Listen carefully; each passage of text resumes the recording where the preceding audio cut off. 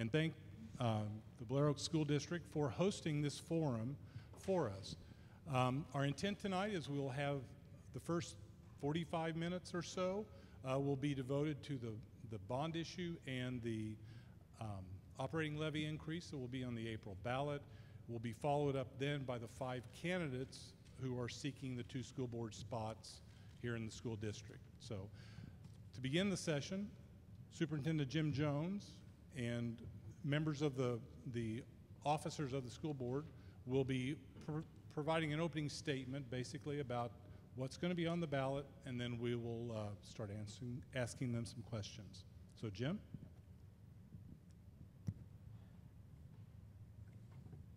As Gary indicated, my name is Jim Jones. I have the privilege and honor of being the superintendent of schools here at Blair Oaks, actually finishing my 16th year as superintendent and my 20th year overall.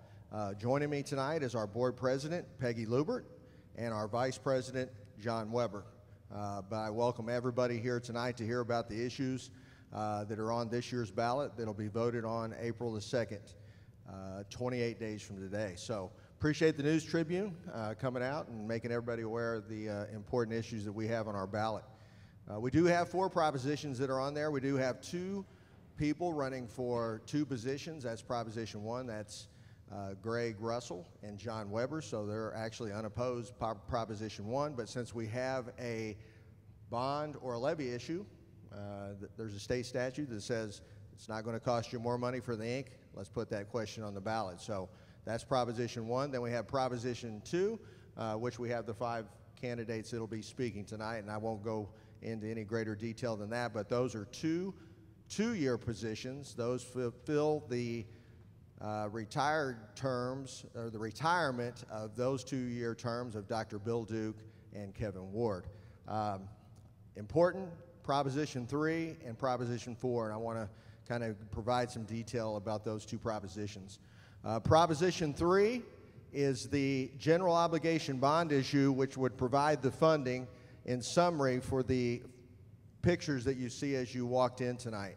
That would be a new high school located across Falcon Lane from the middle school that you're at right now.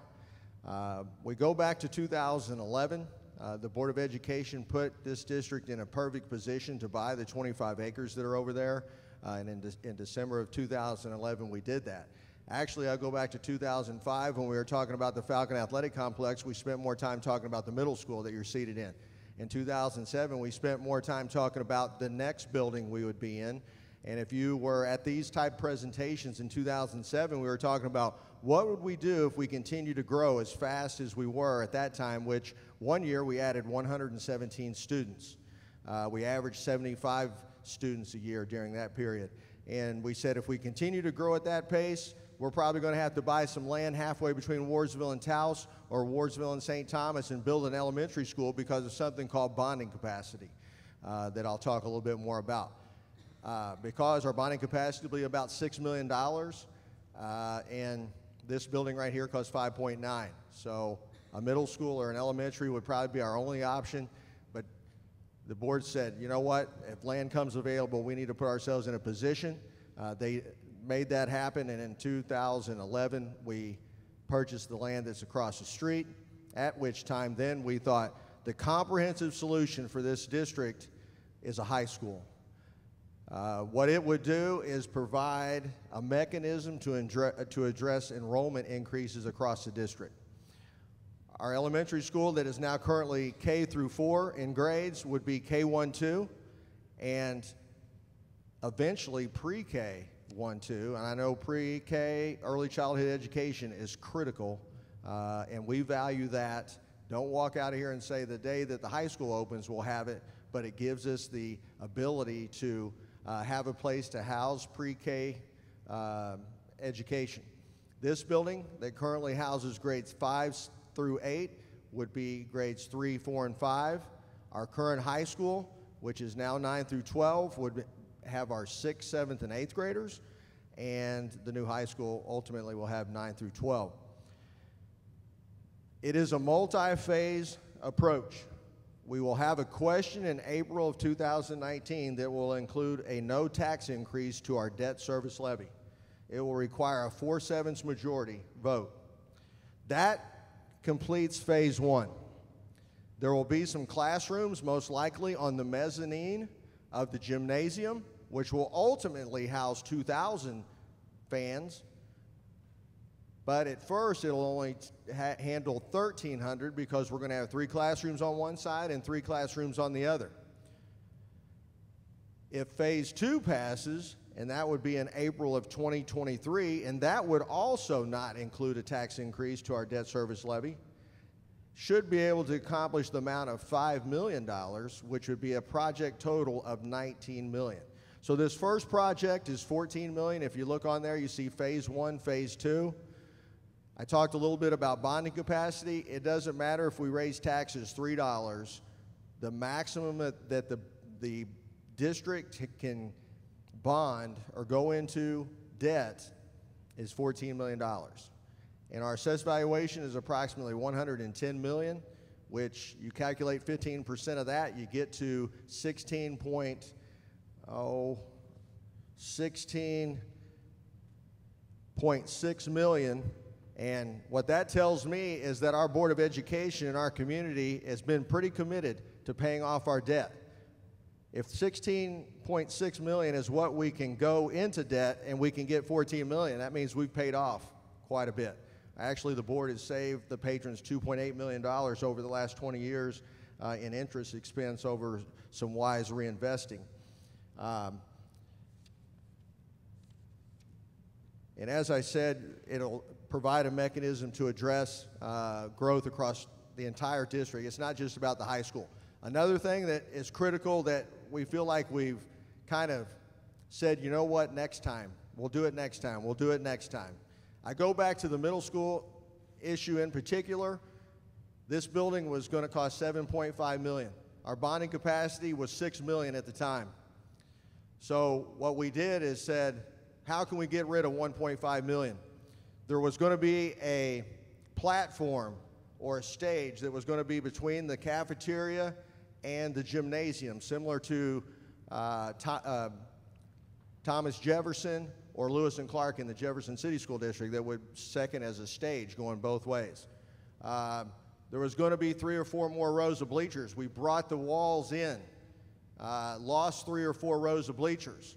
We lost about every piece of storage that we can find, and just be around here on a school day to be around the classified and certified staff to let them talk about storage for just a minute. But we didn't feel like those spaces were as critical to learning and teaching at Blair Oaks. So we got rid of those spaces to get under our bonding capacity of $6 million, which is 5.9. That's not what we're doing this time. We are staying the course. $19 million plan for a school for 600 students that will be able to be expanded to 800 or 900 students in the future. We're planning out to 2030, 2035 in our mind. But the building will be able to likely be occupied, weather permitting, in August of 2021 and in August of 2025 with the completion of phase 2. So if you have a 9th grader or below, they have the opportunity to be in the phase 1 of the new high school. And if you have a 5th grader or below, they would have the opportunity to be in the entire completion of everything that you see here. But you've been around long enough to know it's a no-frills conservative model here at Blair Oaks. It's the way we do things. We're the 12th lowest spending school district in the state of Missouri. We've been the lowest for 5 years. We were 2nd, 3rd, 5th, 12th, 13th, 13th, and now back to 12th out of 518 school districts in the state of Missouri. So that would be an example of a conservative no-frills approach by our Board of Education and everything we do. I know Capital City High School, I hear a number of $68 million. That is a building, I think, for 1,800 students, which means it's 3 times the size of our building because we're going to build it for 16. But I'll tell you that 14 million times 3 is not 68. It's going to be, if we can't breathe the air, we probably are not going to be heating and cooling it. There's not going to be, again, a lot of frill design in this. It'll be very similar to the building that you're in today and you see over here. What I want to do now is to move into Proposition 4 for a second, and I want to make sure I give a lot of time for some Q&A. In June, and if you saw the informational presentation in July, our building administrators, our administrative team, we met in the office in the mobile unit up at the district office. And we said, let's put our faculty and staff, all our current classified and certified staff members in the 3 buildings that we occupy today. Now let's go to a 4th building. Let's go to a new high school. The high school turning into a middle school, the middle school turning into an upper elementary, and the elementary turning into a lower elementary, just to say a term there. And we started moving Post-its around, and to make this work, the certified staff numbers are really not as critical as the classified staff. It's going to take about 9.5 new employees on the classified staff to operate the new high school. We're actually in need of some certified teachers today, but probably 4 new certified teachers will be needed to make all 4 buildings operate at maximum efficiency with maximum effectiveness. In doing that, I could really get in some deep numbers, but I'm going to try to summarize quickly along the way here.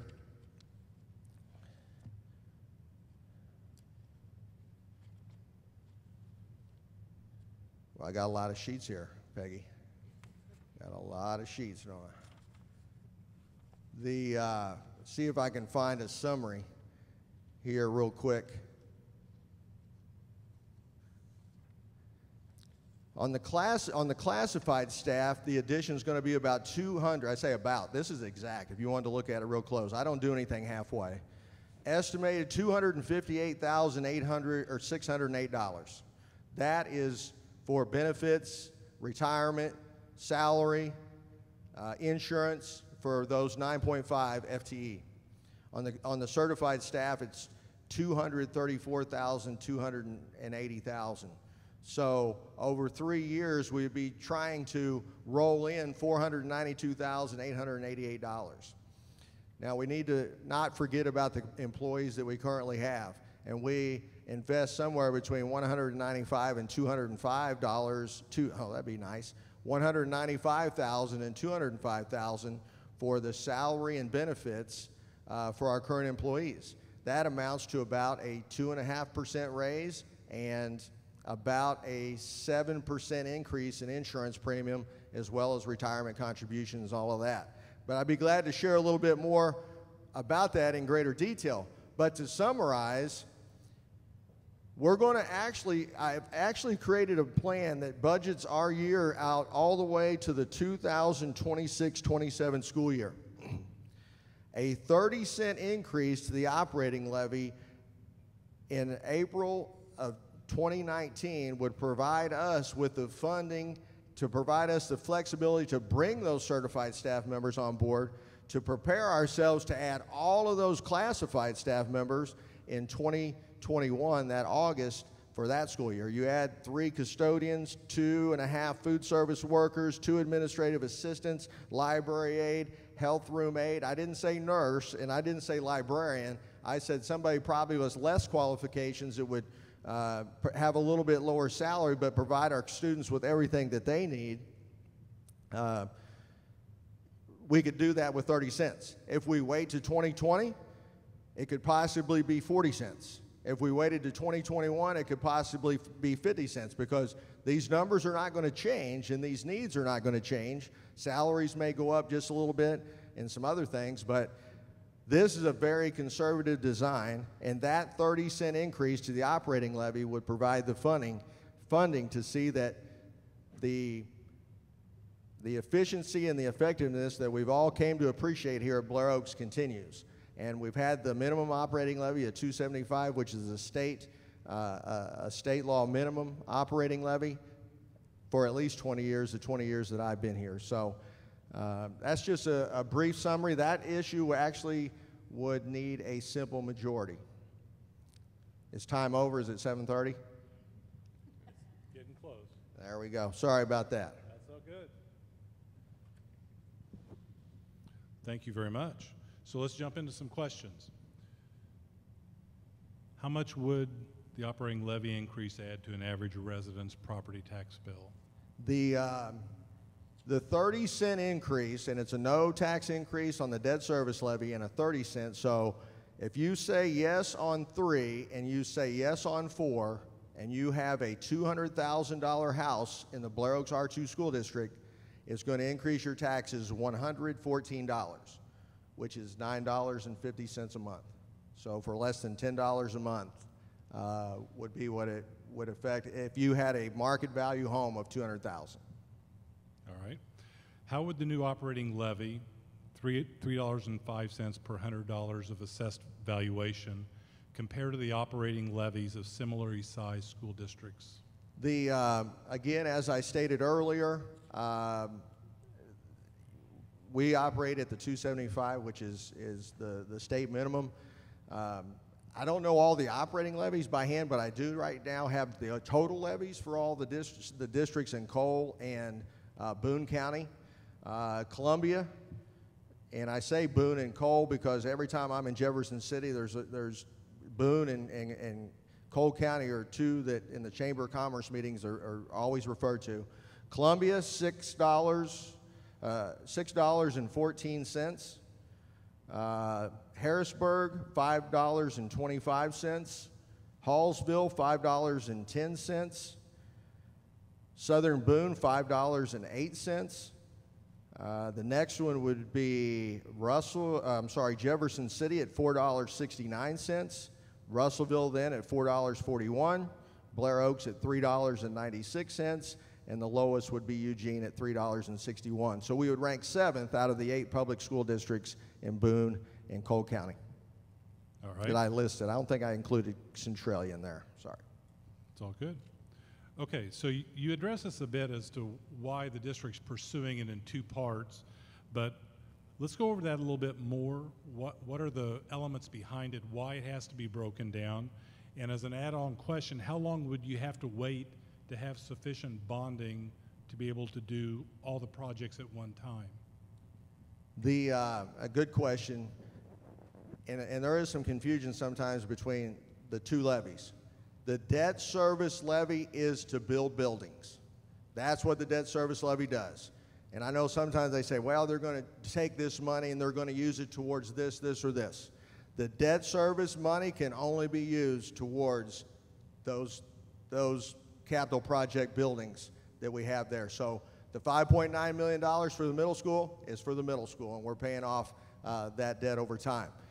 The question in regards to how long it would take, we go back to 2007, we used up our entire bonding capacity, so we were at 0. So in 2008, we were at $1 million, so we could have built a school for $1 million. Then in 2009, we were at $2 million. So we were going about $1 million a year. Now we're going about $1.5 million. So last year we could have had a issue for $12.5 million. This year it's 14. Next year we go 5.5, but ultimately we're going to cap out because our total bonding capacity is 16.6 million without any debt. So we're never going to make 19. Is there an option there? There is an option called lease purchase, but that is very inefficient, not something that this district has looked at very often.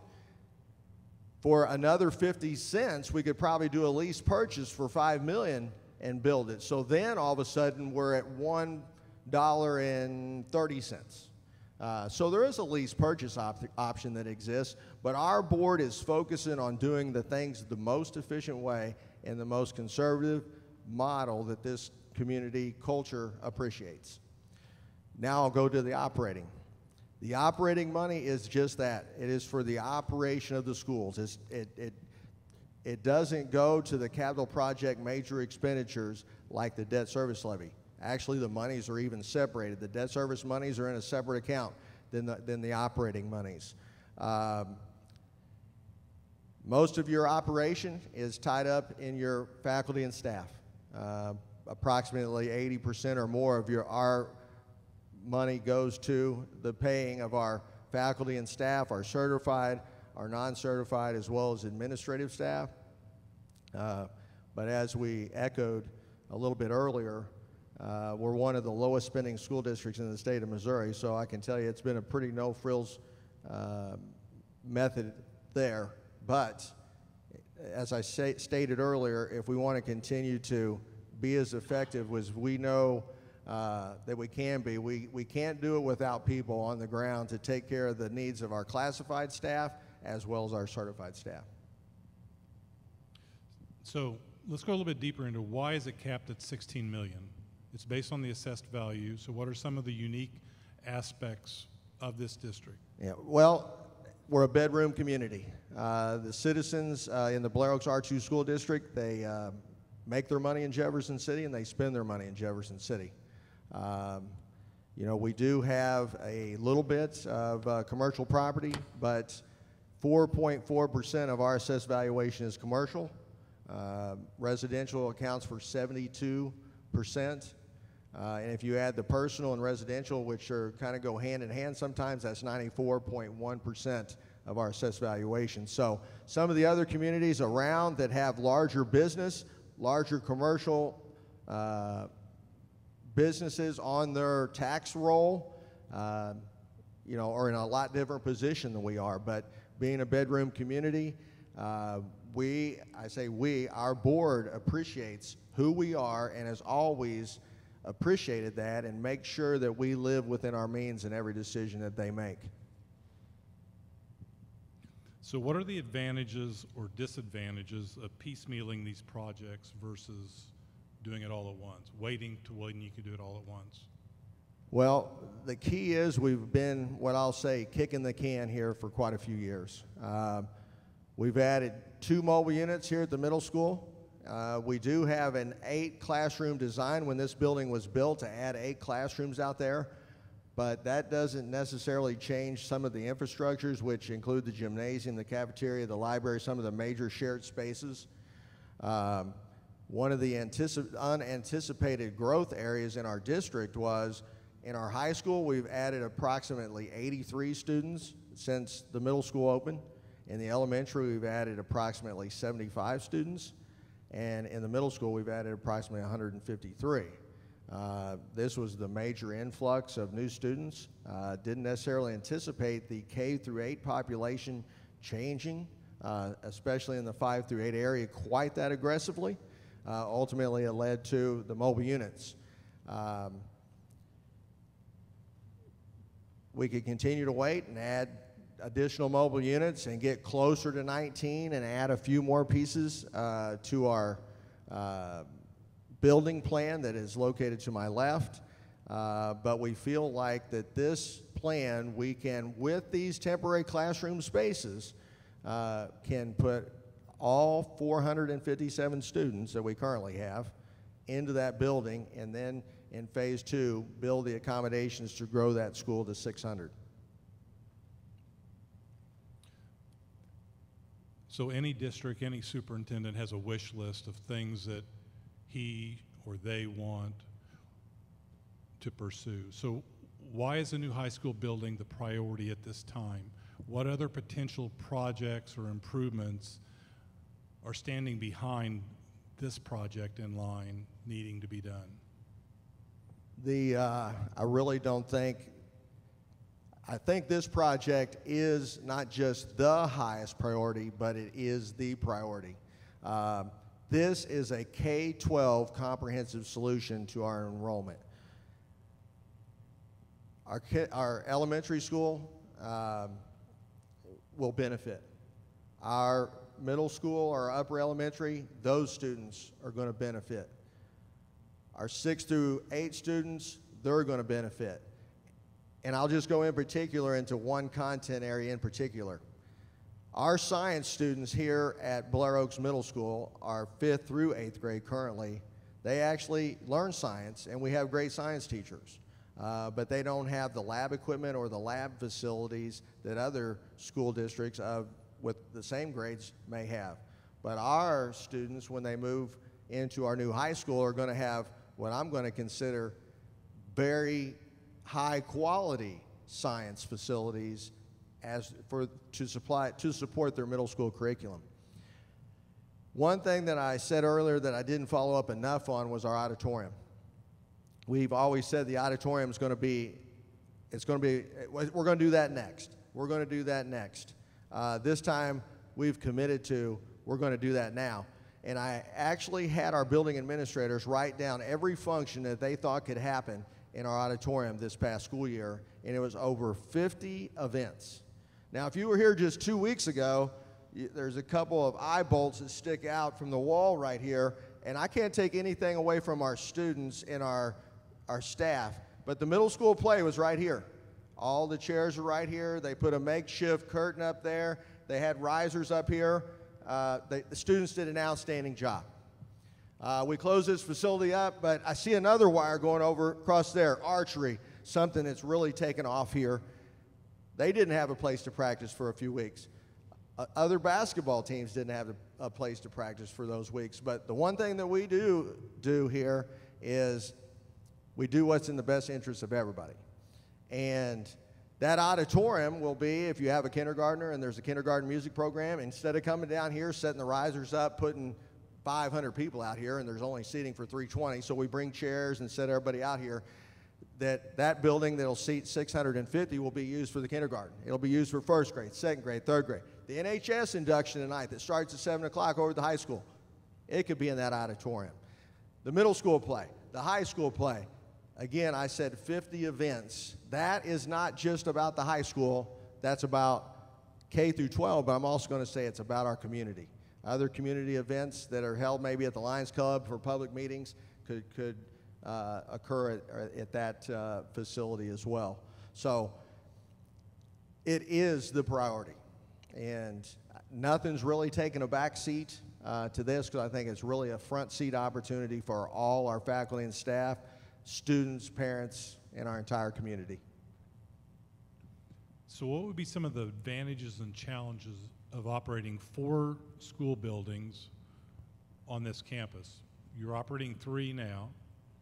What are some of the challenges and opportunities it's going to present? Yeah, and that is a challenge. And it's not the most efficient model. If you're going to say, Jim, let's make Blair Oaks be as efficient as it can be. The most efficient model would be to have one cafeteria that feeds all, let's just say right now, all our elementary at once, all our middle school at once, and all our high school at once. Wouldn't need as many food service staff. Probably wouldn't need as many administrative assistants. It isn't the most efficient model when it comes to the cost of classified staff. It's really not going to change much for our certified staff because when we built the middle school, we just moved people around. We are going to move people around, but there's still going to need to be the addition. Are we going to have a music teacher in each building? No. A music teacher will need to do vocal in the elementary and then come to the upper elementary. And those logistics are being worked out. Go back to a couple of bond issues prior to when I came to Blair Oaks. The the district office at 6209 Route B was purchased by the board in 1996 for the purpose of building a middle school where that building's located.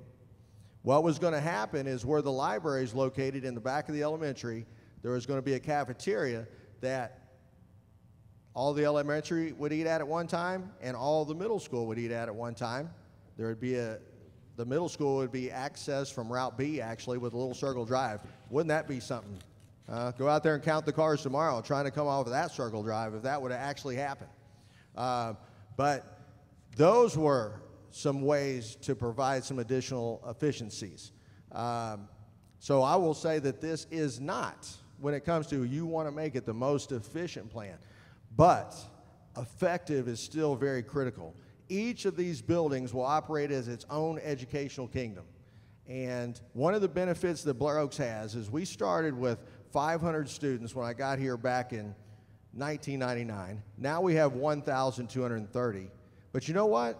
There's something really awesome about a school that had 500 students in it. And you know what we're going to have is we're going to have multiple schools that have small numbers. Education is going to happen at its highest level. Teachers are going to know every student. Students are going to know every teacher. Every administrator is going to know every student. I think in the end, the effectiveness is going to far outweigh the efficiency that could be brought in there. One other challenge is, at Blair Oaks, we run a campus. We don't run a building. Our high school students right now, our A+ students, are supporting the educational efforts of our elementary students. They're supporting the educational efforts of our middle school students, and those relationships between our high school students and our elementary students and our high school students and middle school students, it makes such a huge difference. And we have music courses that occur here that high schoolers come to. We have one instrumental band room. The middle school students go over to that one. We do operate a campus. One of the key things is there will be some physical transition. At least the 4 buildings are going to be located next to each other and not 5 miles down the road. But maybe some type of a traffic signal or something along Falcon Lane here for safe transit from one building to another. Some things to be considered in the future. But I mean, those are some of the challenges that first come up, and then you start going, and we sit with the administrative team and go, you know what, we're going to need a playground for the 3, 4, 5 building. So our thought is right now, and it could change, and if somebody's got a better idea, come see me, because I'll talk to you all day. I'm proving it right now. That we let cars come up along the middle school here, but as soon as 8 o'clock gets here, we close that gate along Falcon Lane right here, and then we have another gate at the top, and we close that gate so students from the middle school could go to a playground that may exist just across in that gravel area over there. So at one time, that was the sewer plant. At one time, that was the lagoon, and my daughter saw the picture, and they said, who in the world closed the pool? I wasn't here when it closed, okay? But the area over here, I mean, there's so many things we start thinking about when it says, how are we going to make this work? And those are some things that sometimes you're thinking, you know, what are we going to need? Well, that is one option, but I mean, there may be multiple options to consider in the future. So to get in the weeds just a moment, so do you anticipate principals at each of the buildings?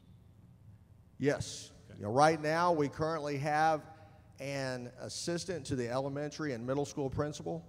That person may actually prove to be a leader in one of the 4 buildings as we transition. Again, in an effort to hold the operating levy increase at 30 cents. It doesn't include an additional administrator. That would be another additional cost on there. But we're going to be student first in our efforts, and that is, I mean, there will be a 4th administrator there'll be a principal at each building, but as we transition through there, maybe our assistant that currently assists the elementary principal and middle school principal could be that role, and it could be our assistant principal activities director at the high school that could assume one of the roles. So. Okay. But there will be somebody, but it doesn't necessarily mean we're going to add an additional FTE. All right. So what will be the district's plan moving forward if the bond issue fails and if the operating levy fails? Okay, so we'll go with number 1. If the building, if Proposition 3 fails, mobile units will continue to be added as we revise our plan. My understanding is there were multiple bond issues that failed in the mid to late 90s that ultimately led to an addition to the high school and an addition to the elementary in 2001. Actually, I was the principal when it passed in April of 2000. A $1.65 million bond issue to add the library and science areas at the high school and the kindergarten wing and libraries at the elementary. But prior to that, I think a couple of middle school issues lost by 5 votes, another one by 60. at which time the Board of Education and the administration reviews plans and would present something else to the people. What our board has always done is sought out the desires of our community. And they've done it as tightly as they can and as conservatively as they could and as fiscally responsible as we could. But if 3 fails, we're going to continue to provide the best education we can, because again, we go back to in 1996, this district was provisionally accredited. In 2001, it was accredited, and I tell you what our students have done here has been pretty awesome. And we do it being one of the fastest growing school districts in the state, being one of the lowest spending school districts in the state, and one of the highest achieving, based on the same measures that said we were amongst the lowest achieving back in 1996. I can guarantee this to all the people here, that your teachers are going to work hard and they're going to do everything they can, and you got my commitment as well to make your students the best they can be, regardless of where they're at. It's not about places, and I say, I'm not saying, hey, 3's not a good idea. It's a great idea, but the thing is, it's about people, not places. We got great people. So if 4 fails, ultimately, we're going to have the financial resources to operate with the classified and the certified staff. I think I said a few weeks ago on the radio that we could freeze the salary schedule and start to reduce our insurance benefits for our current faculty and staff. I don't know what that's going to do to the morale of our teachers over 3 or 4 years to bring in that $492,000 that's going to be needed.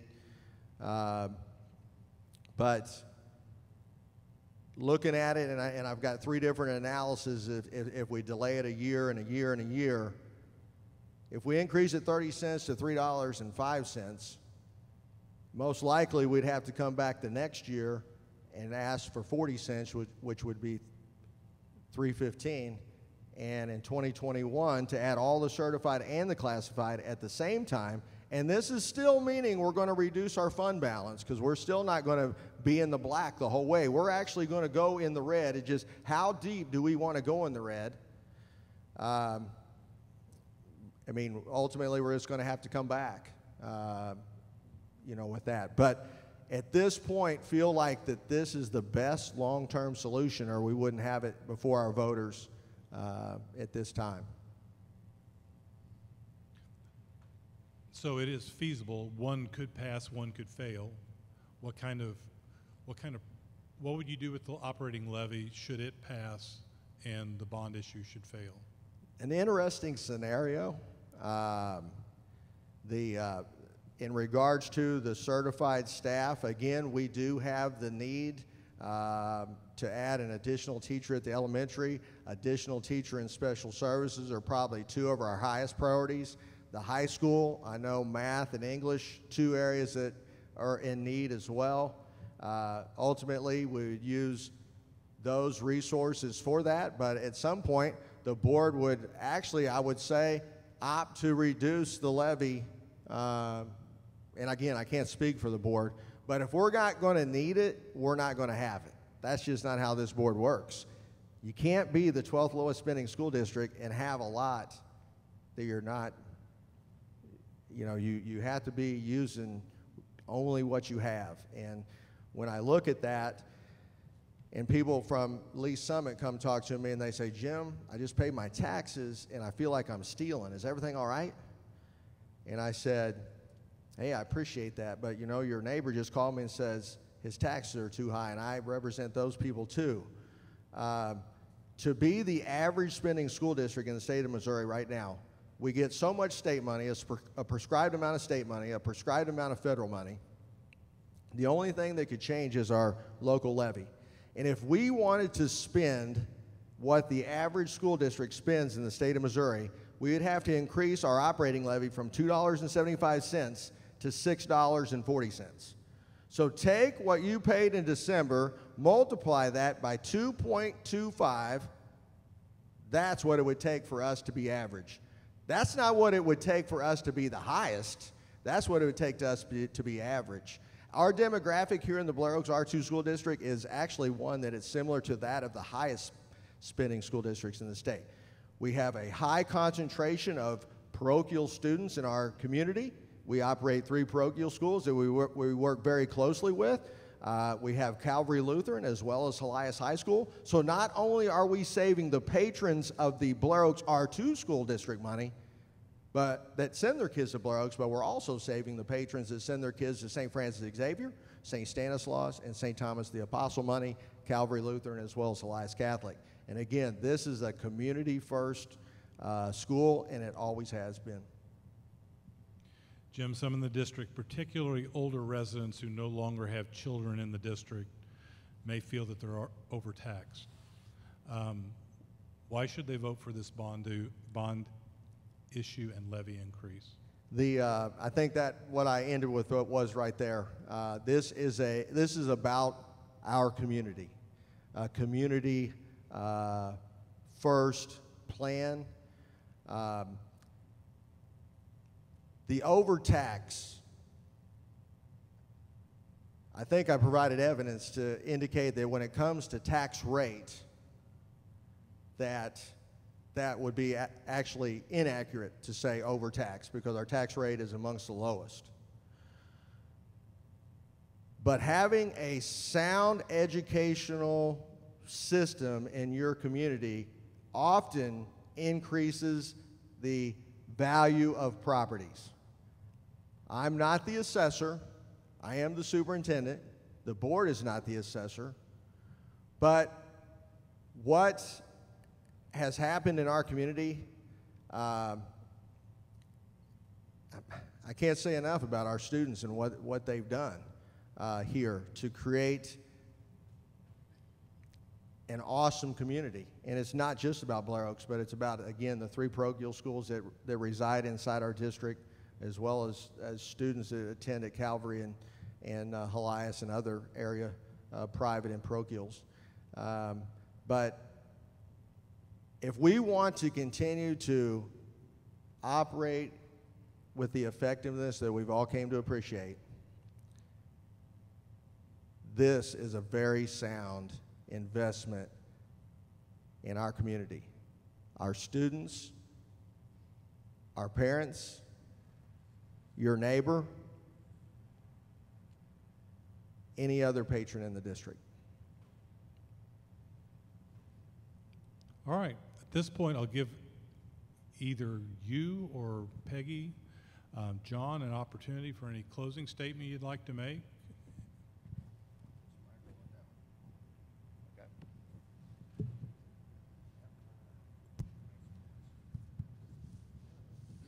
Is this on? Okay. All I can say is I hope that everybody votes yes on 3 and 4, because it's the children that count, and they're the future. And I've always grown up with my parents telling me we need to invest in the future. And so I know you ask about the grandparents or the people who don't have kids here. But in this community, there are so many people that know everybody else, and you just can't say no to the kids. You can't say no to the future. I'm getting older, and I just have grandkids in this school, but I couldn't look at them and say, well, I can't vote for that because it raises my taxes too much. And I just believe that the kids are the future, and this is what we need. And I taught here for 30 years. I know how it is when it gets crowded. It's not easy to walk through the halls, but again, this is the future, and we need to vote for the future. And I appreciate all of you that came out tonight, and I hope you pass the word that this is necessary and we really need it. And again, I thank you. And so I'll let John speak. He's much better at speaking than I am. Thanks for the pressure. I guess anything that I do that pertains to the board, and this is will be my 4th term, I'm always looking at trying to be proactive instead of reactive. The community that we live in is just going to continue to grow. I was out at the home show, and contractors are looking for opportunities to create additional residencies to be made and have opportunities to bring more people into our community. And I think by proactively doing things that has to do with not just living for today, but looking 5, 10, 15, 20 years down the road, we all need to be a part of that. And by doing things that are from a quality aspect, within the limitations that we have to because that are the state guidelines, Wardsville, Taos, St. Thomas, all of the areas that this district serves, they want to keep it, I believe, as a bedroom community where we have great quality people that move in. We keep crime down. I don't see commercial properties as far as industries coming into this area. So because of those limitations, you know, we have to look forward to what can we do within our own means. And this has been something that's been as a long-term approach for a long time pertaining to the board. So everything that the district has done, I believe, has always been strategic, be it looking at building the Falcon Stadium and all that encompasses that, the middle school. Again, the high school is just a big key part of the master plan to allow this community to grow and be supportive and have quality education for the kids. And everybody benefits from that, even the grandparents or those that don't have children here. If you're going to live in a community, you want to be a part of something special, and I think that's what everybody wants. So again, I echo Peggy. We just want everybody to vote yes on Prop 3 and 4, and please spread the word. And if people have questions, when you talk to them, direct them to Dr. Jones, to the website, because knowledge is power, and that's what we want to do, is communicate so everybody understands exactly what we're trying to do. So, and thank you all for coming.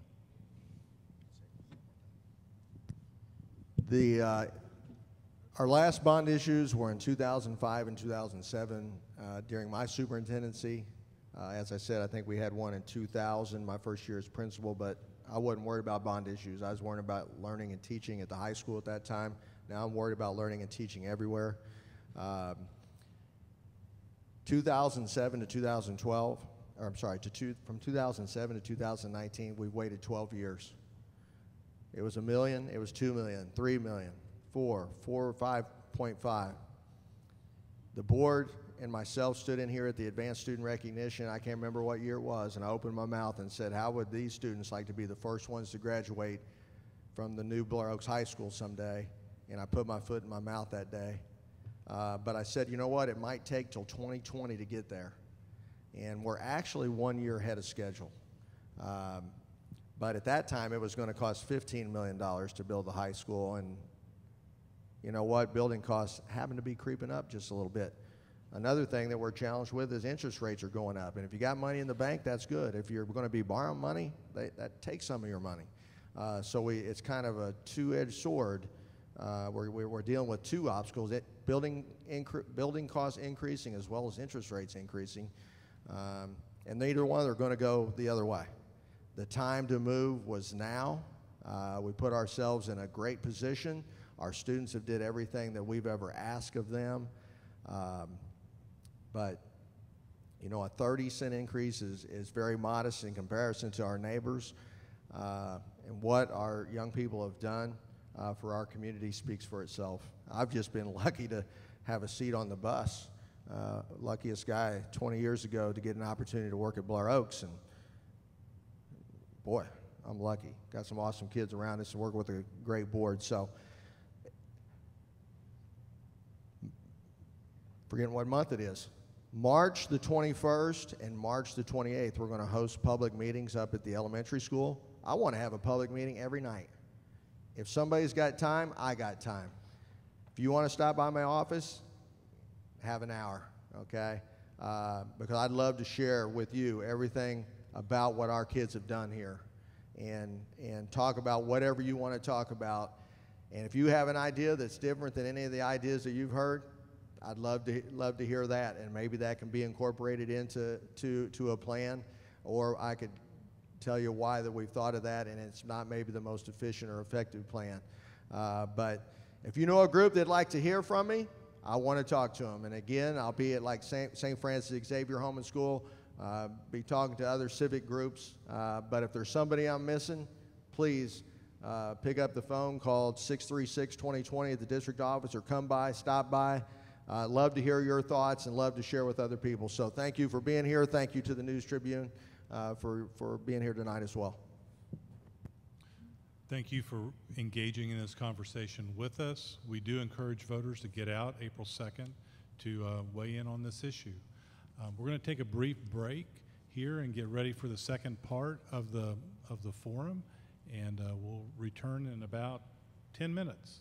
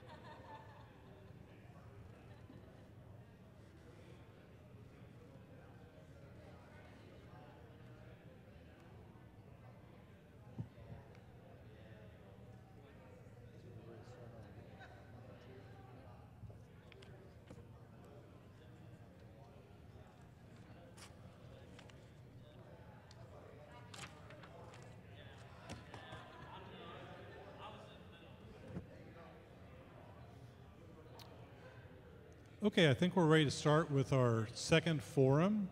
So if I could ask you to take a seat, we'll get started here in just a moment.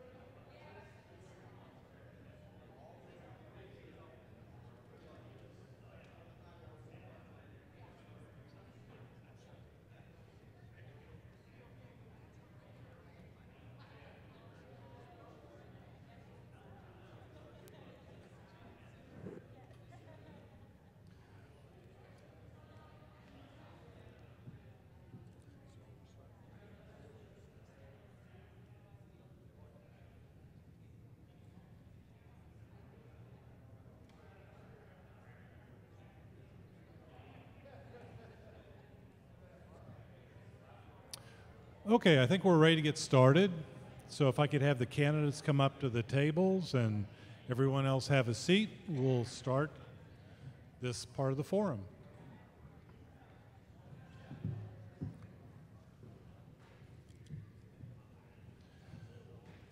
As the candidates make their way to the forum tables, I'll mention a little bit different format with this. The candidates all received the ground rules of the forum. We will start immediately with questionings. They'll have 2 minutes to answer the question. They don't have to take the full 2 minutes, but they certainly are welcome to. It's a rotation where the same person does not have to answer the question first all the time. So with that being said, let me introduce our candidates, a little bit of a bio for them. So we'll start here on my left first, Dale Verslois. He's retired from a 40-year career as a union carpenter who now raises cattle. He's a 1975 graduate of Blair Oaks. All 5 of his children graduated from the district, and 3 of his grandchildren currently attend. He is also president of the Cole County Historical Society. Next to him is Tim Lubring. He is Human Resources Manager for Fatima Schools in Westphalia and Secretary for Fatima's Board of Education. He's a 1981 graduate of Blair Oaks and has had 3 children graduate from the district. He also has served on the St. Stanislaus Catholic Church Parish Council and School Board. Next to him is Mark Brandt. He's a supervisor of gas technical services at Ameren, Missouri. He was appointed to the Blair Oaks Board of Education to fill a vacancy in July 2018 and is seeking his first full term on the board. He has 2 children at Blair Oaks High School and 1 at St. Stanislaus Catholic School, and his family has lived in the district since 1999. He's a past St. Stanislaus School Board member and previously served as president of the Jefferson City YMCA Board of Directors. Next to him is Calvin Wilbers. He's a computer support specialist for Missouri Farm Bureau. He's a 2008 Blair Oaks alumnus and a 2012 graduate of Lincoln University and is running for school board for the first time. And to his right is Jason Paulsmeyer. He is chief counsel with the Missouri Local Government Employees Retirement System. He was appointed to the Blair Oaks School Board to fill a vacancy in July 2018 and is seeking his first full term on the board. He has 2 children in the district where his family has lived since 2011. He coaches local youth sports and is a member of the Wardsville Lions Club. Did I hit all the high marks? All right. So we'll start with our questions. We're going to start with Dale. Each of the candidates will answer this question. He will start. Do you support the district's proposed bond issue and operating levy increase to fund a new high school? Why or why not? I will say that I will support it. I've kind of watched numbers, listened to numbers, and it seems that the school district itself is growing, and I think that at a given time that you want to stay ahead of the program. I think that a good atmosphere will make it easier to attract teachers. It also makes the education, children more, will learn more effectively in a better atmosphere. As they were stating earlier, when it gets crowded, just like you'll have more chance of somebody falling out, falling behind, or whatever. And I feel it's a lot better to try to stay ahead of the race as opposed to trying to play catch up. And then, of course, I was never one really strong in trailers and all the other stuff. I think that it takes away from again, the atmosphere and the ability of learning and also the ability of teaching. So I would wholeheartedly support it. We are a growing community. We have been as long as I've been in it, and I think that we have led in several areas, several times, different things. I know Dr. Jones had talked about, the athletic programs around here have done extremely well, but our educational has also done very well, and I think that's a new school, new buildings growing, and people see it growing, always contribute to that. All right, thank you. Tim, same question. I'd be for the bond issue also, and the question you asked a while ago about the older folks being willing to take on a tax increase. We're one of them now, so we need to do our part in keeping the district thriving and growing, and I think the board and Mr. Jones has done an excellent job of that. My youngest daughter is one of those that Dr. Jones promised to be in a new high school. She's graduated. So yes, I think it's overdue. I don't like trailers either. I think it affects the learning.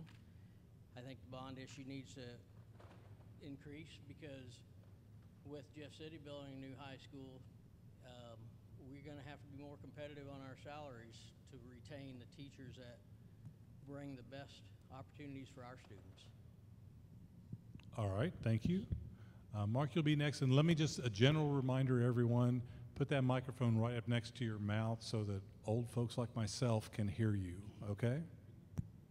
This is the one Dr. Jones used, though. I don't know how to respond to that, Mark. Certainly I'm in support as well. It's kind of hard to expand further than what Dr. Jones has already explained as to all the reasons why. There's very few reasons to not do it, and primarily it would be financial, whether it be taxes or something to that effect. But there's no question that this school district or this school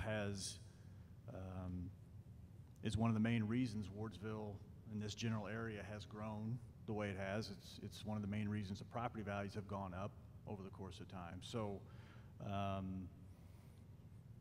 the students, certainly the education is the primary point. You need a facility to do that in. Now is the time. We know that the same facility that we're looking at now was a couple $1 million less a few years back. If you don't do it now, and Dr. Jones talked about that, what are you going to do? You can piecemeal things over the course of time. That's not effective either. It's time to do it. I think the community's ready for it. I think it will continue the progress that Blair Oaks has made over the last 20 years and keep us moving forward. So it's definitely, I think, it's good for property values. It's only going to keep us going. I think there's a united board currently with Dr. Jones' leadership to kind of keep the pace and keep the momentum going.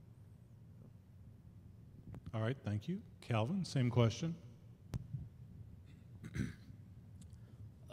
As in for the new school, I would be totally for that. The bond issue, I'm still up in the air a little bit. Mr. Jones or Dr. Jones, explain more, which I had several questions on. One of the biggest issues I had was a single phase and paying for the whole thing rather than the two-phase method, because with two phases, it'll actually, you'll spend more money bringing all the contractors back in.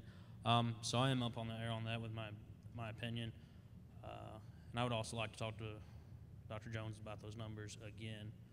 So that's where I stand on it. All right, thank you. Jason? Yeah, I'm wholeheartedly in support of both the bond measure and the tax levy. I think that this district has done outstanding things over the last couple of decades, and have really distinguished ourselves as one of the preeminent school districts in mid-Missouri and really the state of Missouri. And I think we want to do everything we can to continue that trajectory and continue the growth that we've seen as a result of being one of the premier districts in the state.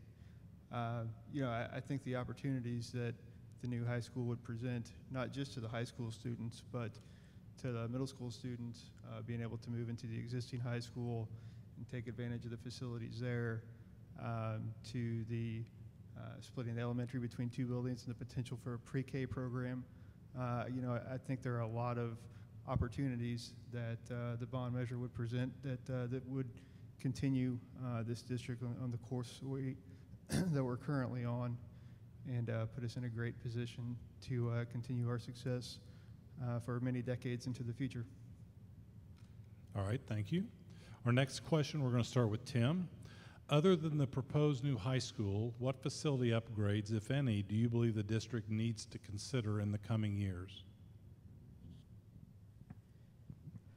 Well, I would hope that with the expansion and the building of a new high school, that those additional buildings would be not necessary. Primarily, what I'd like to see is to get rid of the trailers and get into buildings so the kids can deal with a positive learning environment. All right, Mark, same question. Well, with the assumption that the high school is built, at some point there's going to be somewhat of your typical remodeling, so to speak, with some of the other schools to make them perhaps a little bit more efficient for the new students that are coming in there, the different grades. If the bond issue would fail, Dr. Jones talked about the auditorium, how the arts program and that part of education has not necessarily taken a back seat, but the funding just hasn't been there. So if the bond issue would not pass, I think that would be something that we would need to make a priority as some other building project, whether that be in addition to one of the existing buildings or something along that line. But otherwise, certainly there's always a need to update and keep things going. So there's always going to be some capital cost to make that happen. So. All right, Calvin, same question. Could you repeat that for me? Sure. Other than the proposed new high school, what facility upgrades, if any, do you believe the district needs to consider in the coming years? Not so much on facility, probably more on maybe parking and the safety of receiving students and picking them back up. I wouldn't really see too much, like these guys said, with the new high school if it would pass. Hopefully that took care of the facilities, but more parking, I would say, would be an issue. All right, Jason, same question. Sure. I think that the potential for the new high school would hopefully put us in a pretty good place for an extended period of time as far as major projects. But you're always going to be looking at your existing buildings. You take a look at the present elementary school. Do we need to do anything there to upgrade our food services facility? Dr. Jones mentioned building a second playground if we convert this building to a second elementary school.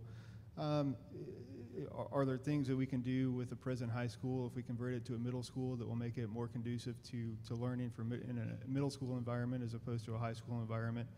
The existing high school and the existing elementary are not new buildings.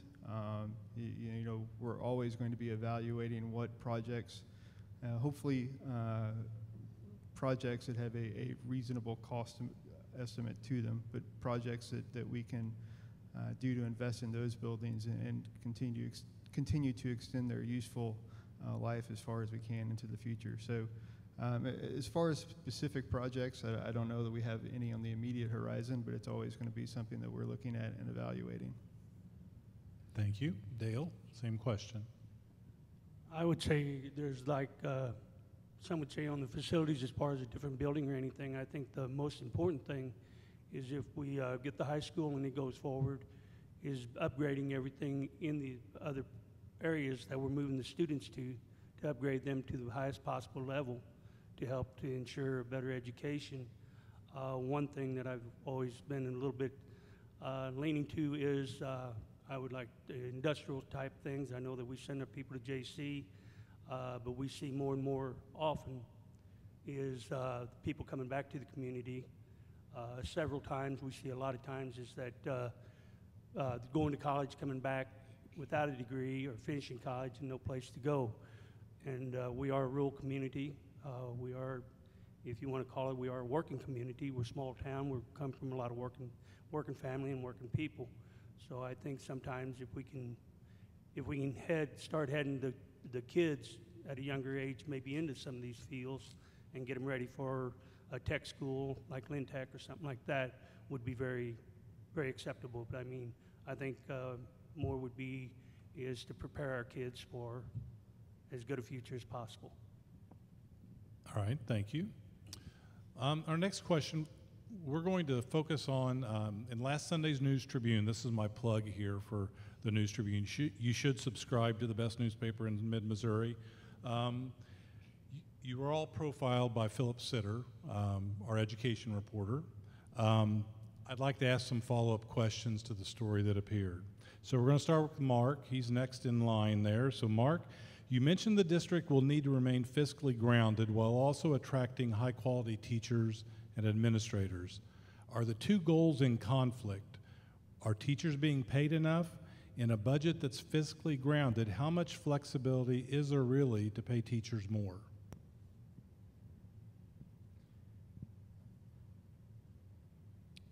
Certainly limited.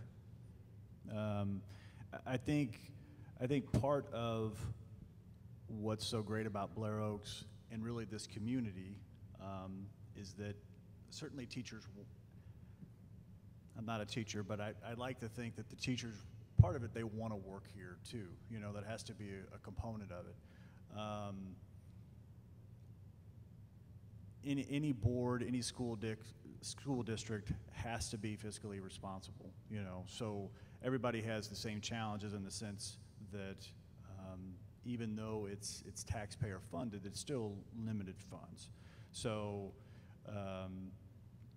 I think the way that continues is along with the board's leadership, Dr. Jones' leadership, to basically continue, and Dr. Jones explained all the ways how this district has been financially grounded or conservative for all these years. They found a way to do both things, you know, to attract good students, but at the same time maintain responsibility with finances. So to some degree, it's a continuation of what we're doing. I think, and I know Dr. Jones and all the teachers that I've had the opportunity to meet, they're still trying to get better, you know, and I think that's, with all the good things with Blair Oaks, there's still a need to, you know, we still got to think about the kids and education and how do we get better, how do the teachers get better. So I think there's a sense of community too with the teachers, and kind of that all rolls together with what Blair Oaks is. So I think to some degree it's a continuation of what we're already doing, but can't keep that sense of community within the school and throughout the district. Okay. Next question will be to Calvin. In the story, you suggested the district needs to address a bottleneck on Falcon Lane during drop-off and pickup times specifically. How would you suggest the district address the issue?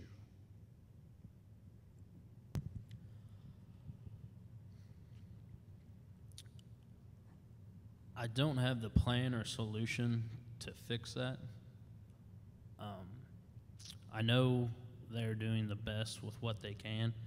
I often see Dr. Jones pulling his golf cart in the middle of Falcon Lane to make sure that traffic keeps flowing correctly. I mean, he works from 5 till 3:30. He makes sure the kids arrive there safely and leave safely. And I don't know how you can do it with multiple lanes, because then you have kids crossing those lanes as well.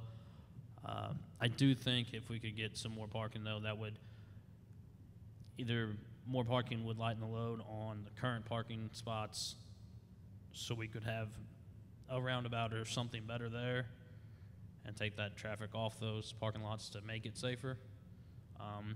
But I know it's an issue with parents. You know, you could be a couple minutes late or 20 minutes late, depending on how the flow of traffic is. And it's just not Blair Oaks' issue. You know, that would be working with the city of Wardsville to try to accomplish those goals as well. All right. Next question goes to Jason. You mentioned you hope the district could take advantage of opportunities that might arise with a new high school and a planned auditorium. Give some details of what sort of opportunities you believe the district may see. Well, you know, I think some of the opportunities we may see is, Dr. Jones mentioned, you know, there are at least 50 opportunities that he could come up with off the top of his head for events to be staged in the auditorium. Some of the comments we received about the new high school is, hey, would you guys take a look at adding an auxiliary gym so there's more practice space for teams? Well, an auxiliary gym costs a lot of money, and while we would all love to put it on our wish list, it's probably not a reasonable expectation to add to the new high school plans. But I do think that adding the auditorium in some respects is almost like adding a new gym, because you have all of the events that are currently held in a gym and therefore occupy a gym and prevent a extra sports practice or archery practice or whatever you have from being in a gym that night. Now those events could be transitioned to the auditorium and make the gym space available. So I think there are any number of opportunities as simply as far as facility availability.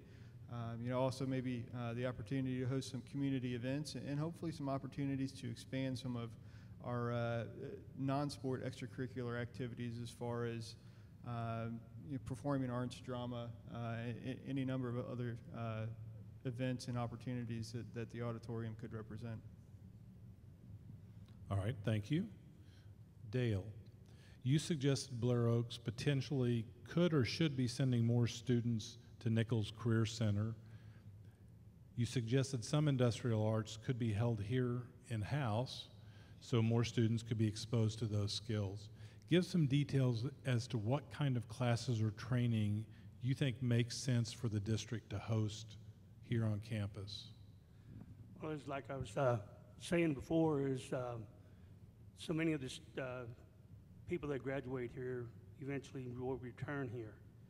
And we're a smaller community, working in the field and finishing up in the field, or even still serving on part of the board. We have like a 40% of return from people that come back from college looking for work. We're finding that it's more and more important that if we can kind of somewhat steer some of the people, some of the students starting in 8th, 9th grade, and then where we're following up a little bit on some of that, we're finding that they'll go into a field, they'll find another field, or possibly any kind of construction, either would be electrical or any kind of industrial. I mean, we hear every day about the workforce development, and we got to figure out a way to make things work. We're finding out more and more that starting with the kids at a younger age, getting them involved and showing them and getting curriculum to them and get them started there, that some of them are staying in it now, following up by going to JC or whatever. I know it was a mishap. I said the other day, it came out that just a few people get to go. Only a few people go there. When I graduated Blair Oaks, we had 30 or 40 in shop, 30 up to 30 in a shop class. Those people are going to go, a lot of those are going to go into a field out here. And I think if we can start maybe at a possibly young age and keep those, the welding and et cetera like that going, they would go into that field, and we can help accomplish part of this problem with this workforce development that we claim to have throughout the state and, well, really throughout the country, I guess. I think sometimes, and I don't mean this in a bad way, is we just are so stressed on college only. I'm very set, and I feel very strong about technical schools, but also I think if we can get the training started earlier, you know, there is, I think it would help fill some of the gaps, and that would be important. But I think sometimes they'll go to college, lose a couple years, and then come back and still be playing catch up. All right, thank you. Tim, you suggested that not having children in the district now will enable you to look clearly at the bigger picture as a board member. What would you see differently now about the district that you wouldn't have before? Well, I think as a parent whose kids have graduated and, you know, growing up coaching them, and everybody has a little bit of a bias toward their own children, whether they see it or not themselves. And I think by having no children right here in the district at this time, it would allow me to look at the bigger picture and make decisions that's best for the district as a whole, taxpayers and teachers and all the kids, and not just one particular sport or one particular event or anything like that. It'd be trying to expand the curriculum so that more could be involved in all the activities. All right, thank you. Mark, school districts are not economic development councils or chambers of commerce, but given how dependent Blair Oaks currently is on residential property taxes and how that's been an obstacle for facility expansion, what role do you think the district should play in attracting businesses to the community and diversifying its tax base? How would you as a board member go about doing that or continue doing that work?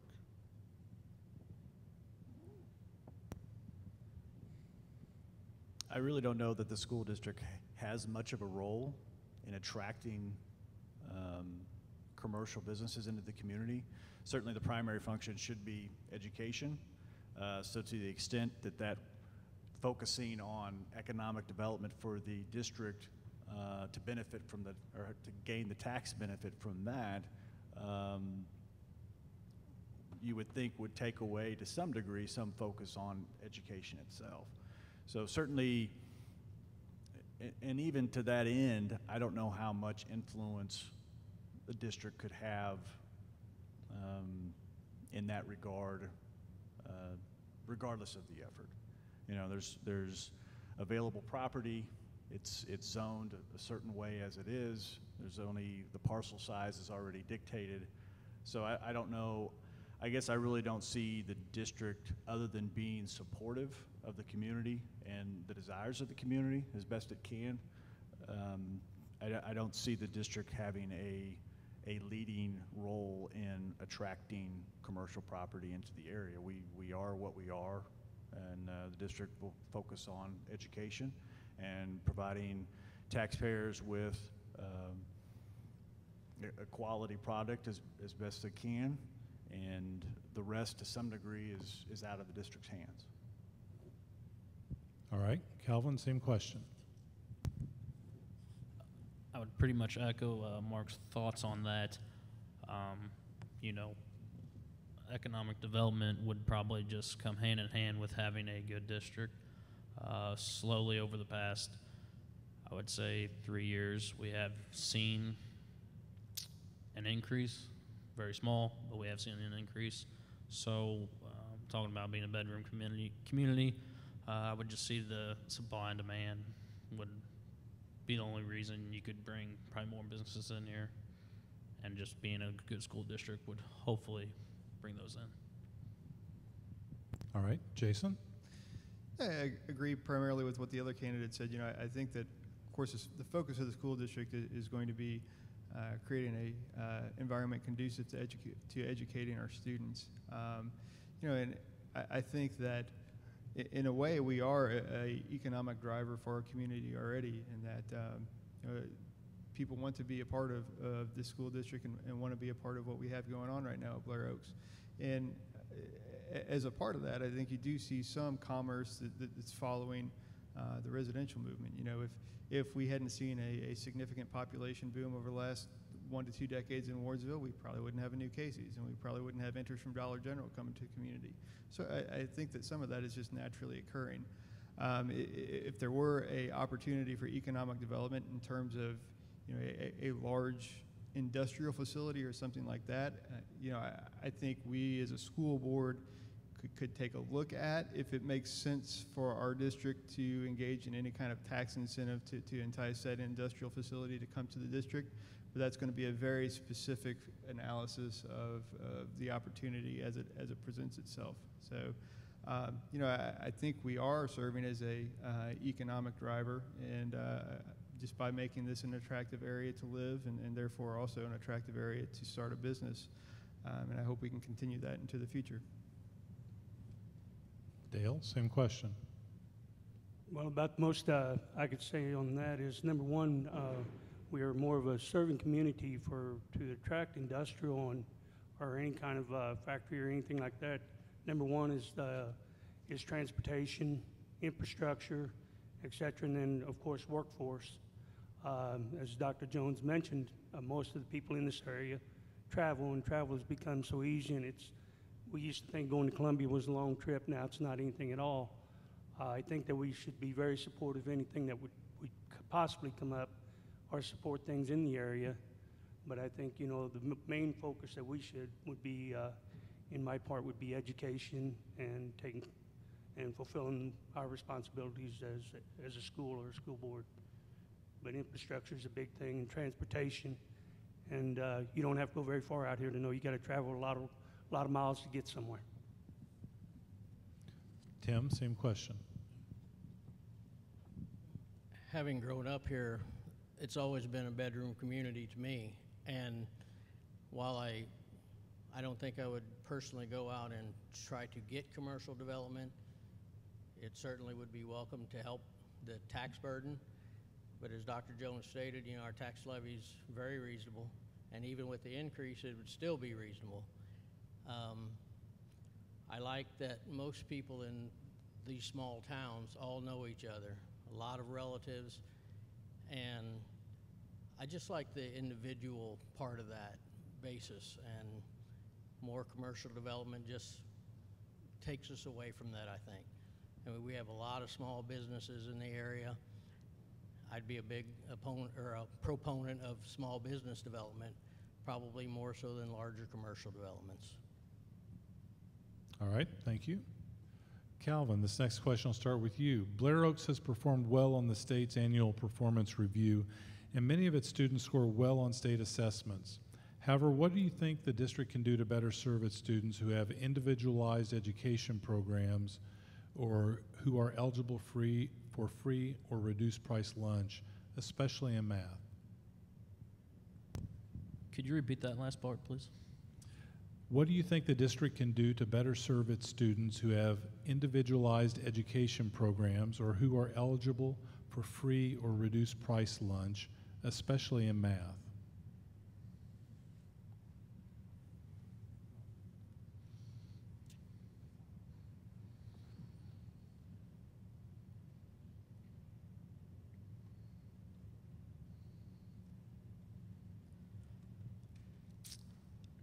I wouldn't have any ideas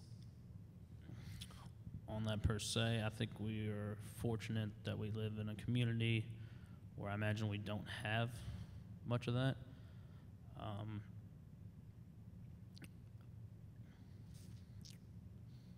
But I really wouldn't have any ideas on that. Okay, Jason?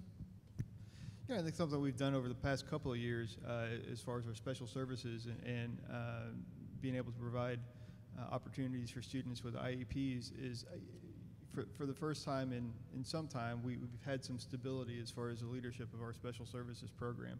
And I think that stability and that consistency has very much enhanced the opportunities that we can build there, and also incentivized the teachers that we have that work with students with IEPs to become more familiar with the individual students over an extended period of time and better evaluate what we can do as a district to really on an individual basis with those students to help address those needs.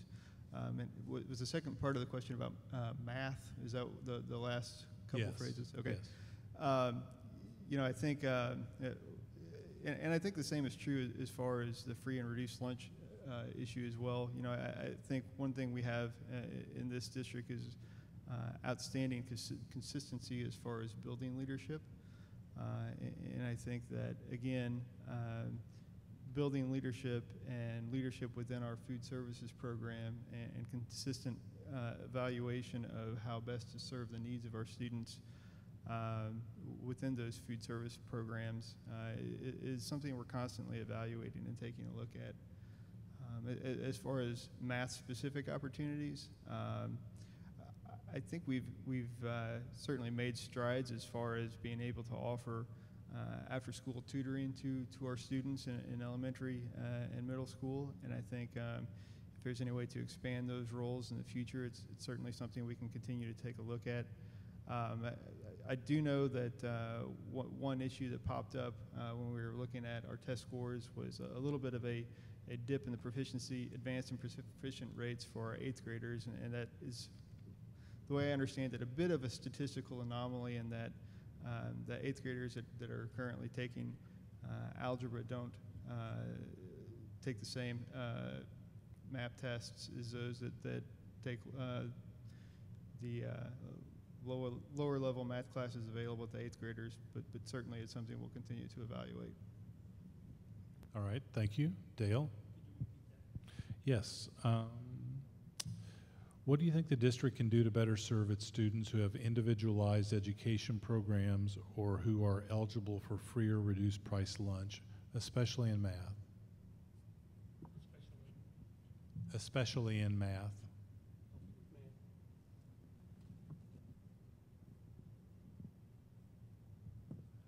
Well, I think along the way, I mean, of course, it's going to be a lot with the teachers and the setup and everything, but possibly setting up possibly a tutoring program for the older students, possibly to help some of the slower students along the way, or again, set up time that that tutoring could be done after school or whatever, or even during school, and possibly set up some more time for that because it is a very important subject. Okay, Tim?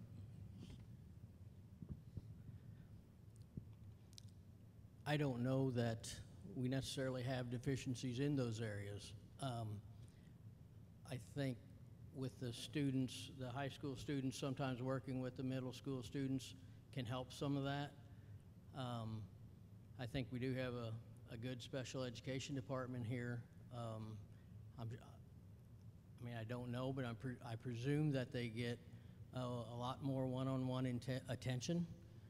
And I believe that our teachers do a good job of teaching to all the students and not just the upper end of the students or the middle part of the students. And I think that's reflected in our test scores that we get every year. I mean, because we test all the students, and there can always be improvement, but I think we do a pretty good job on that. Mark? One more time, please. Sure. What do you think the district can do to better serve its students who have individualized education programs or who are eligible for free or reduced price lunch, especially in math?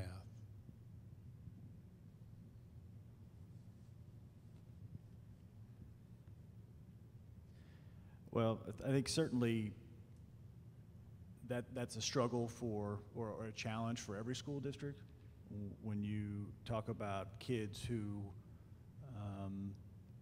need a little help, whether with academics, I think, you know, striving to serve those students is really a primary goal. It should be, and how you get there is still a bit of a, you know, an ongoing challenge. You know, we as far as the math is concerned, I think Jason spoke to it. you know, what goes back, it's an interesting dynamic that I found with being on the board for a short period of time is just, you know, you have these testing, these map testing and different things that a teacher can't help but try to strive to bring those results up. But at the same time, you don't want to teach that way. So I think the teachers are put in a dynamic of not necessarily going away from just truly teaching if they didn't have to worry about stuff like that, but I think sometimes the testing, there has to be a way to measure, and that's what it is.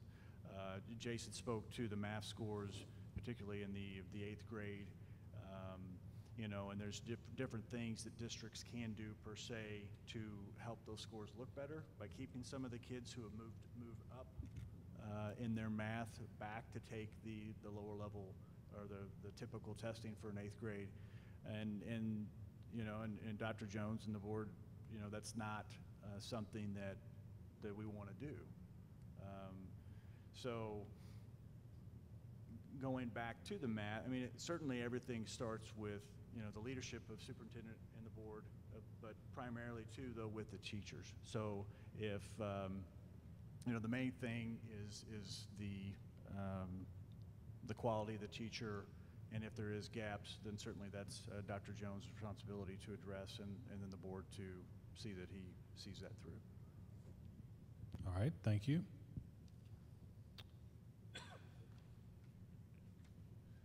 Okay, so let's start. We're going to break this up between the incumbents and the new candidates. So we'll start with the new candidates first. What do you believe you could contribute to the board that is currently lacking? And we'll start with Dale. What do you believe you could contribute to the board that it's currently lacking?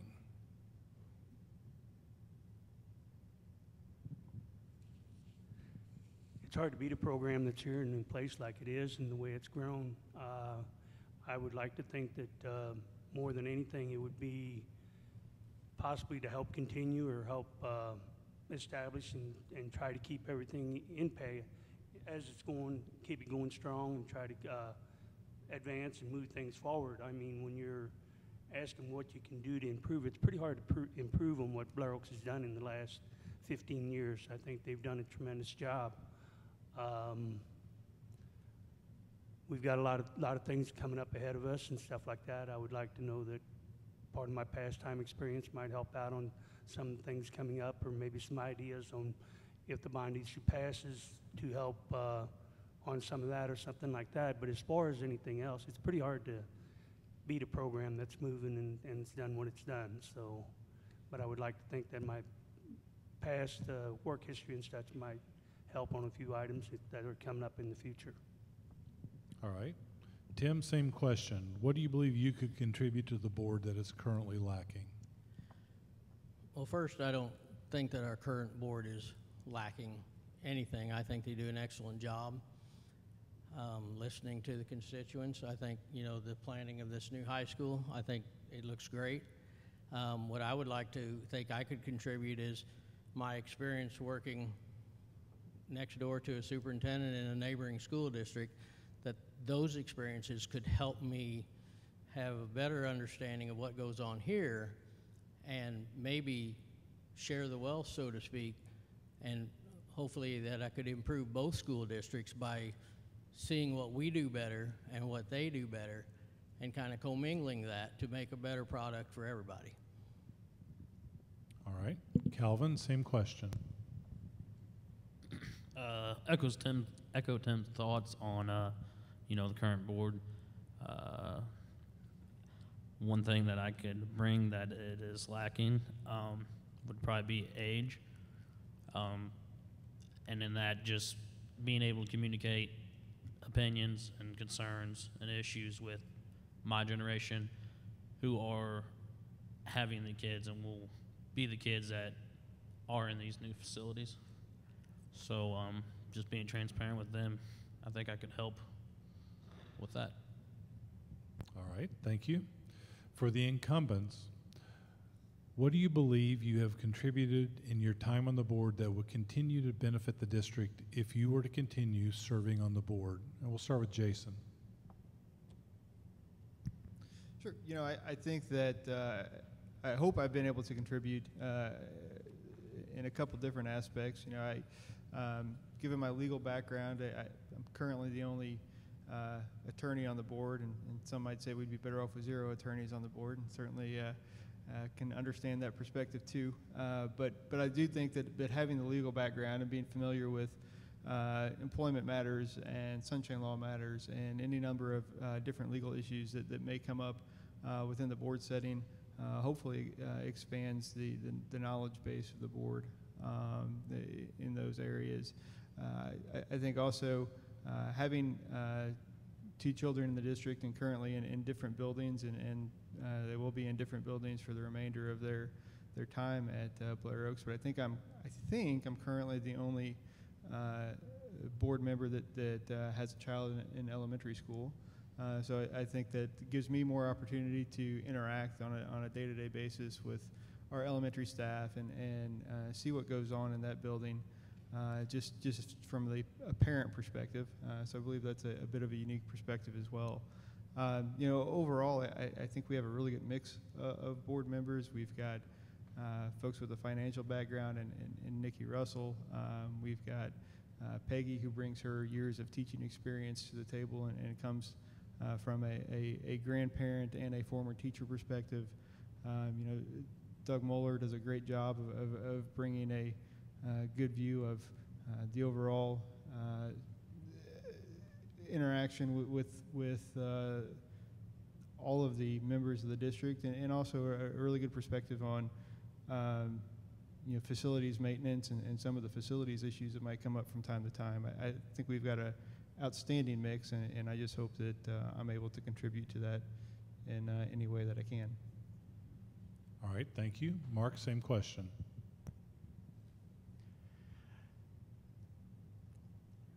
I don't know that, I was trying to think, what have I contributed specifically to answer that question. And, you know, I think that's maybe a question for the existing board of the other members to some degree, but you know, I don't know that I can sit here and say that I offer anything necessarily special.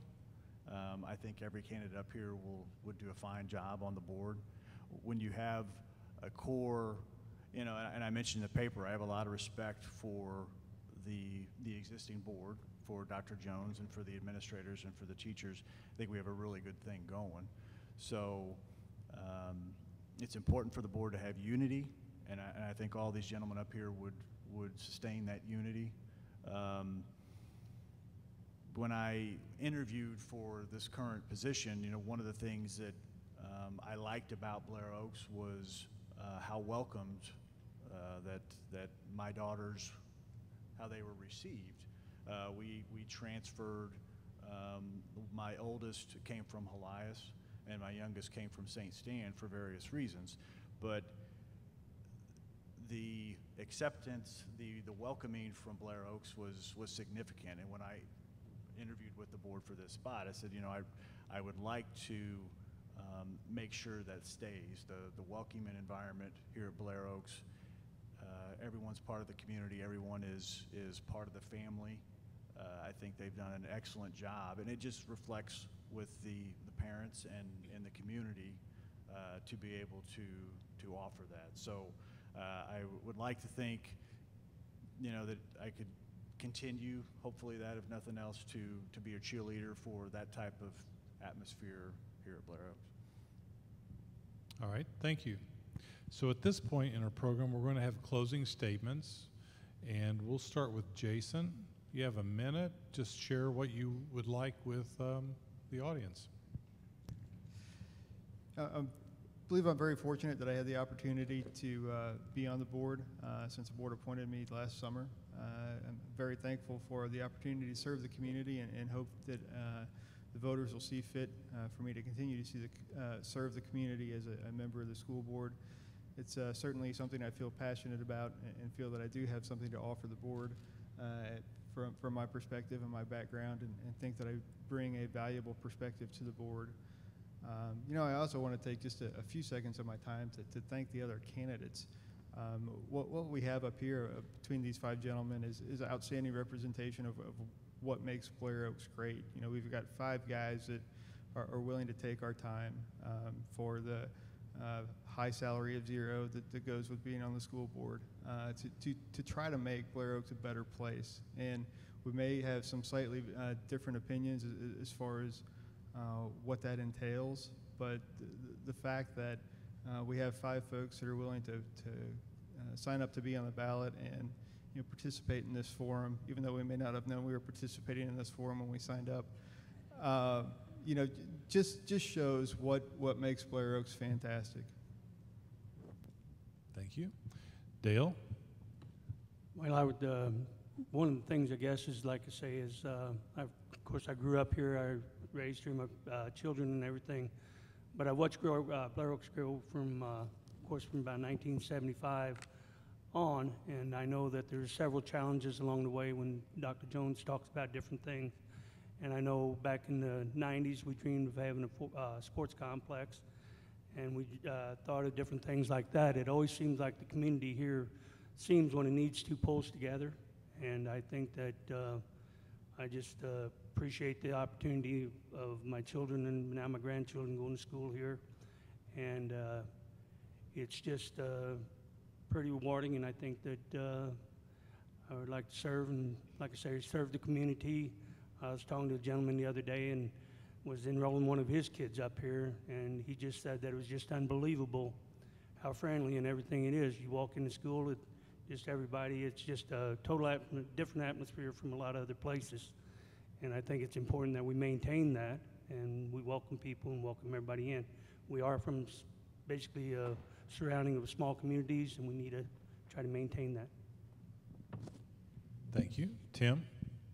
And I appreciate the opportunity to run for school board, and I would vote for any of these guys up here because that's what we do here at Blair Oaks. We are Blair Oaks. And I think all the board pulls that way. And just one more time, I'd like to get Peggy Lubert to be my supervisor. Mark? Well, I would certainly agree, and it's a good experience to be on the board, and that was kind of why I threw my name in the hat initially. I think it's important to be involved in the community, and all these gentlemen obviously share that same sentiment. And I just want to go back to a question before that I probably didn't quite answer. There was a question about pay. Certainly, I think the teachers need more pay, and I didn't specifically say that. But then, towards that last question, there was about the needs or special needs of education. I think the counselors are so key anymore. There was a group of teachers who did a presentation at one of the board meetings about all the depression and statistically across the country with what kids are dealing with. So I don't think that the job of the counselors and really all the teachers are playing the role as a counselor. So I just wanted to mention that that's certainly something that should be a focus of the school board going forward too, just to take all those considerations into account. Thank you. Calvin? First off, I just want to say thank you all for coming out tonight and listening to me mumble on the mic, and then hearing the rest of the candidates with their great ideas. At 29, I didn't think I would run for the board. Or I should say at 24, I didn't think I would run the board. I didn't think that at 25. But closer to this election, I started kicking the idea around more and more, and it would be an honor to serve the Blair Oaks School District as a school board member. Thank you. Well, we want to thank you, the candidates, for coming to this forum, and certainly for entering into this race of public service for the high salary of $0. So that being said, the job is now upon the voters to come to the polls April 2nd. These 5 are seeking 2 spots, and we would encourage you to get out there and vote. If you have questions for the candidates or about the bond issue, the operating levy, please feel free. If you don't want to set up that appointment with Dr. Jones, send us the question at vote@newstribune.com. We will be happy to ask him the question for you. So again, thank you for coming tonight. Please go out and vote, and have a good night.